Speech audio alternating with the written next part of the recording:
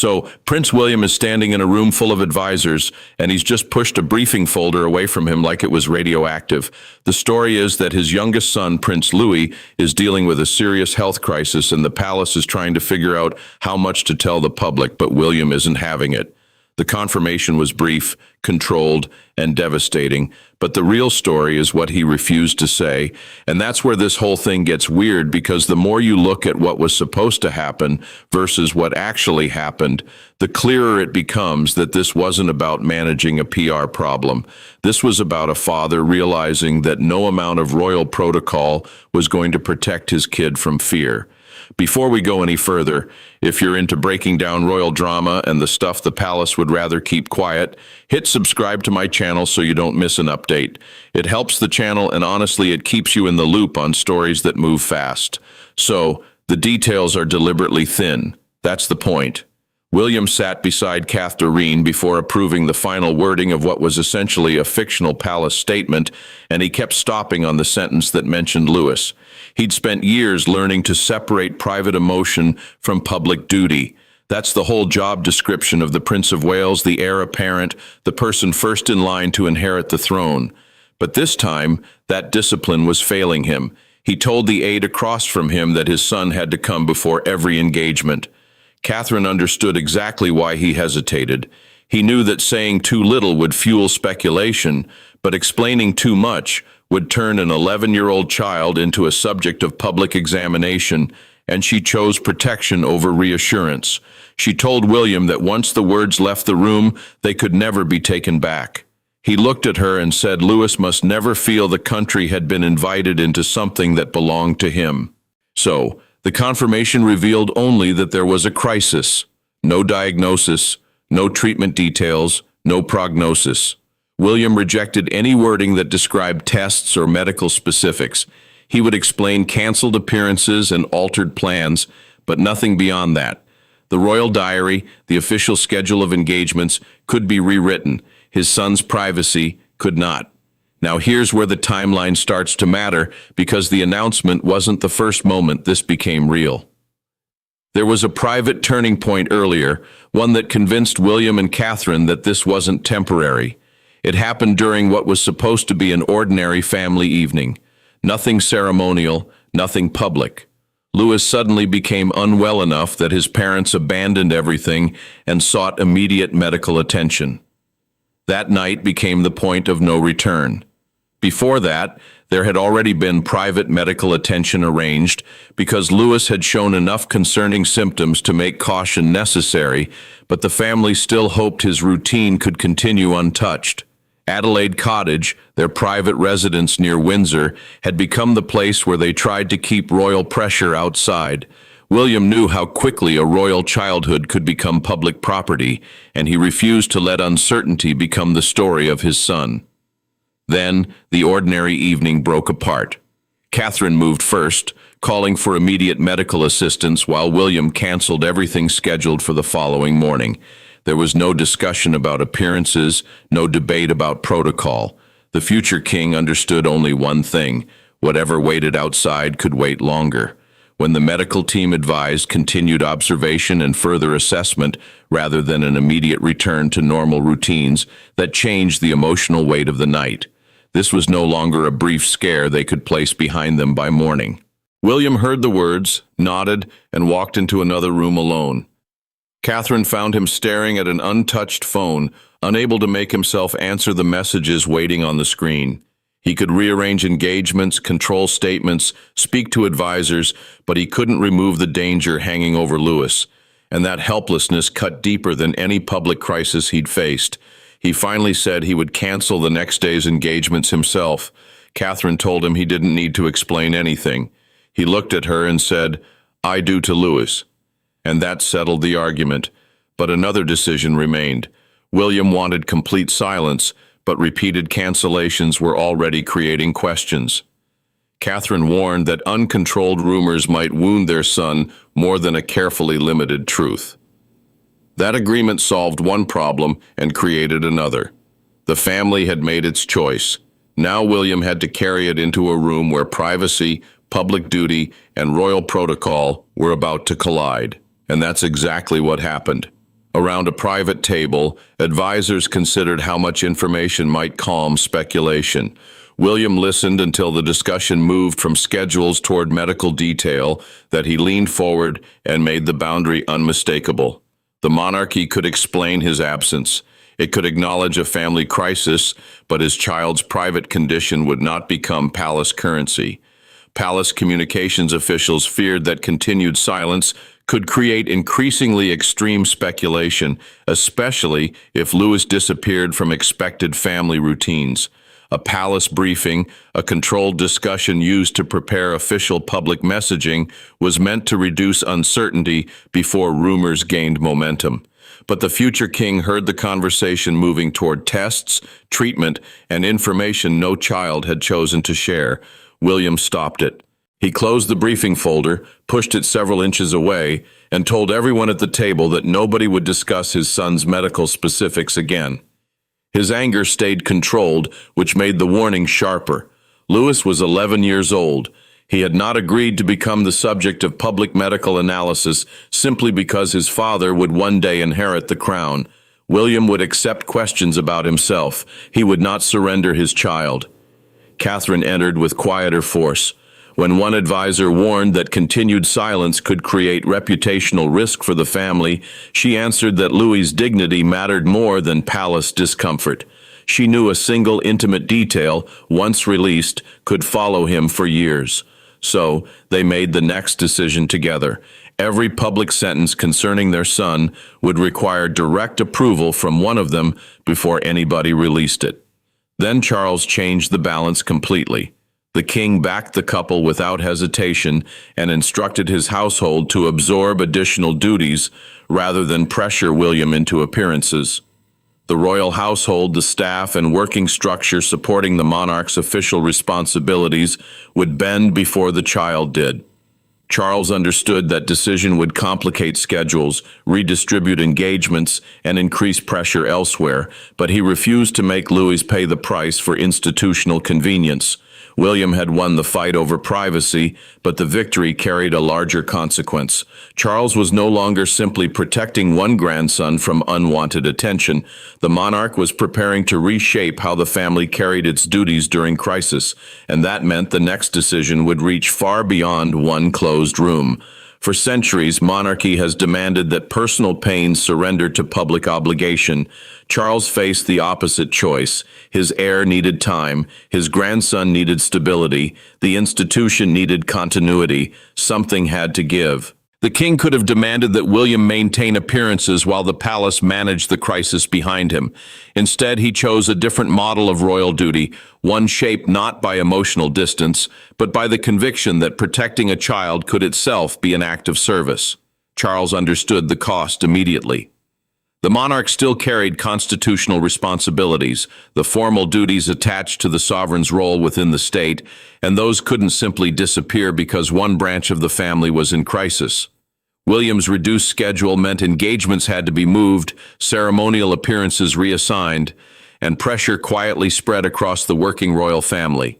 Anne agreed to absorb selected commitments, allowing the Wales household to step back without creating an obvious gap. Charles didn't treat that as a favor.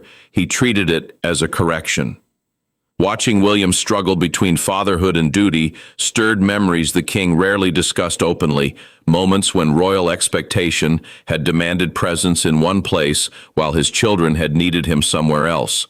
According to a fictional documented conversation, he admitted privately to his son that fathers sometimes understand too late what should have mattered most. William heard the regret behind the words and said nothing. The silence carried more weight than argument. Charles removed his glasses after reviewing the revised royal diary and told William that Anne had already agreed to cover one of the week's commitments. William immediately protested that he didn't want special treatment. The king looked at him and answered that this wasn't special treatment. It was the family refusing to repeat old mistakes. William still hesitated. Duty had shaped him for years, and walking away from engagements felt dangerously close to failing people who expected him to appear. Charles ended the debate with 2 words: go home. He authorized palace staff to describe the prince's reduced schedule only as a family priority, and blocked any attempt to impose a timetable for his full return. That decision created breathing room inside the palace, but outside pressure was already growing. Cancelled appearances became headlines, crowds began asking questions, commentators demanded clarity, and William knew there was one question no statement could fully silence. How serious was Louis's condition? The palace had created space around him. The world outside the gates was about to rush into that space with speculation, sympathy, and pressure of its own. Privacy can be ordered inside a palace. It cannot be ordered outside one. Within hours, every canceled engagement became evidence. Every absence became a theory. Every carefully chosen sentence was examined for what it refused to say. William had expected attention. What he had not expected was how quickly that attention would reach the children themselves. Suddenly, the battle was no longer only about protecting Louis's medical privacy. It was about preventing fear from becoming the atmosphere of his childhood. William watched the pressure build through every change in the family schedule. Palace officials held the line. A public engagement could be canceled or reassigned, but the couple would not exchange medical detail for temporary calm. Charles had already backed that boundary, and nobody inside the household was prepared to break it. But William still discovered how fragile that protection could be. He checked his phone and found a dramatic headline focused on Louis, then locked the screen the moment his son entered. He changed the subject quickly, asking about something ordinary, but the effort failed. Louis studied his father's face and asked why everyone had suddenly become so careful around him. William hesitated. The child he had been trying to shield had already sensed the fear he believed he was hiding. Catherine felt the same pressure from another direction. She became frustrated by demands for constant updates because recovery could not be arranged around a media timetable. He privately that every new statement risked creating an expectation for another until Louis's hardest days became something the public believed it was entitled to follow. William agreed, and together they removed several optional appearances involving George, Charlotte, and their younger brother, choosing distance over forced normality. Then Charles changed the mood with a smaller gesture. He sent William a handwritten note offering to visit Louis privately. No photographers, no ceremony, no announcement. He wanted no official role, only time with his grandson. William read the note twice before showing Catherine, and for the first time in days, the decision in front of them didn't feel like damage control. But the coming visit would expose something deeper. William had spent the crisis controlling phones, statements, schedules, and doors, believing protection meant keeping fear away from Louis. When grandfather and grandson finally sat together, he would begin to understand that the child already knew far more than anyone had admitted. The turning point didn't arrive through a palace announcement or a medical briefing.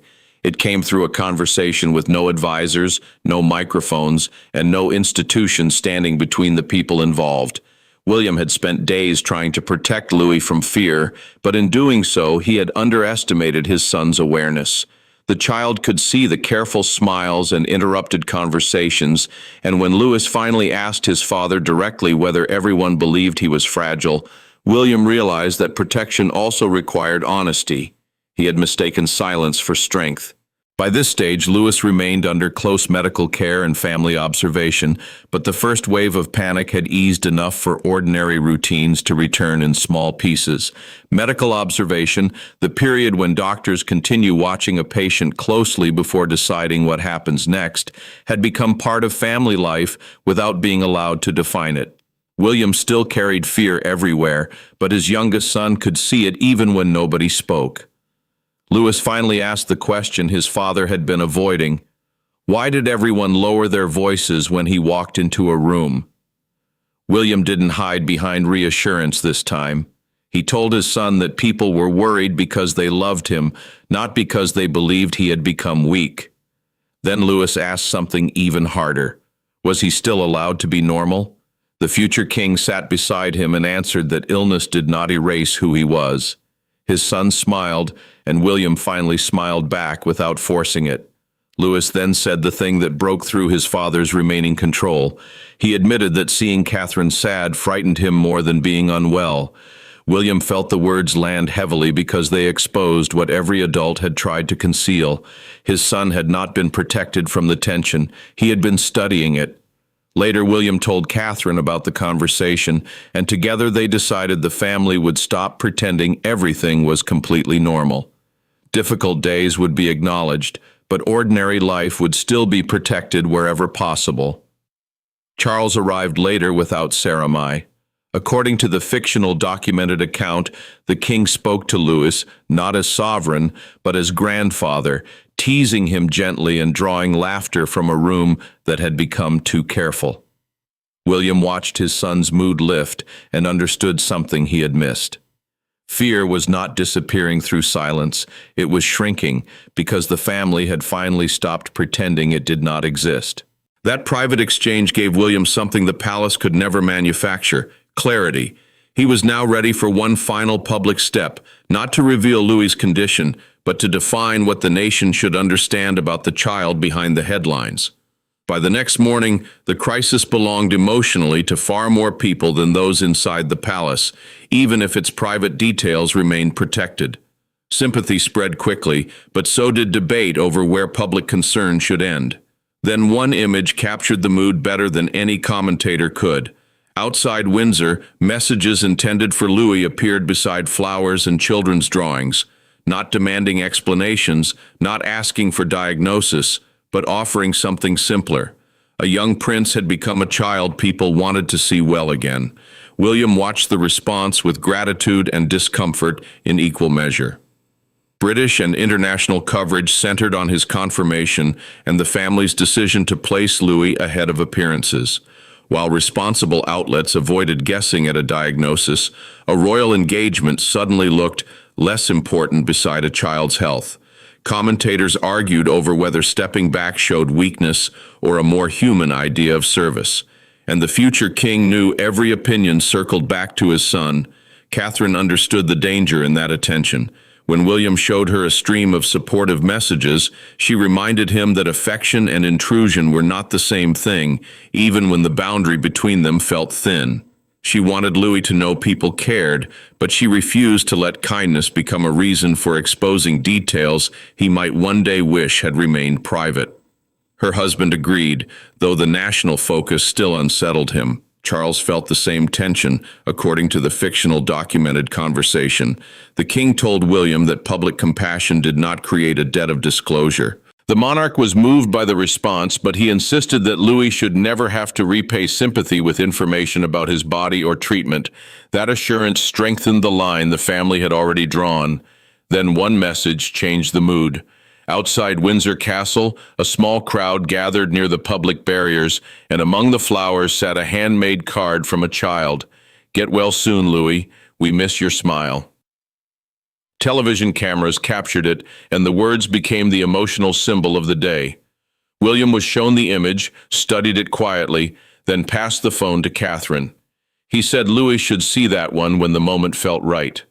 William approved one final short message, thanking people for their kindness while preserving his son's privacy. After that, there would be no answer to every rumor and no surrender to every demand. The headlines had reached their peak. The palace had drawn its boundary. Now, only the final meaning remained. The most important decision Prince William made during the crisis had nothing to do with succession, ceremony, or public image. He chose to remain a father before performing the role of future king. Catherine chose privacy over pressure. Charles chose compassion over rigid tradition. And Louis, without intending to, forced 3 generations of the royal family to confront an uncomfortable truth. An institution survives not because its members never break routine, but because they understand which responsibilities become meaningless when measured against someone they love. William no longer apologized for stepping back. The royal diary remained flexible because Louis's care could not be forced into neat dates for public convenience. Catherine stood beside that decision because she had defended the same principle from the beginning. Their son's health belonged first to him. Sympathy could be welcomed. Kindness could be remembered, but private medical information, would remain private even after the pressure reached its highest point. Charles helped make that possible. The king redistributed duties across the working family, with Anne and other senior royals absorbing responsibilities that might otherwise have fallen to William. The monarchy kept moving, but something inside of it changed. The sovereign no longer treated family vulnerability as a threat to royal stability. He treated compassion as part of leadership, and his son finally understood that bending tradition did not mean weakening the crown. William felt that change most deeply in his relationship with his father. According to the fictional documented conversation, Charles told him that institutions survive because people know when rules must serve human needs rather than crush them. The future king carried those words with him. Louis remained protected from public diagnosis. Catherine remained firm against intrusion. And the family emerged from the immediate crisis calmer, closer, and less willing to let speculation control their private life. Then came the simplest decision of all. William finished his final palace call and returned to Louis and Catherine. Another message arrived on his phone. He saw it, set the device aside, and sat beside his son without answering. Nothing outside that moment mattered more, and that became the final meeting of the crisis. The crown demanded William's time, the world demanded answers, but Louis needed his father. And when the choice finally came, William made certain there was never any doubt about who came first.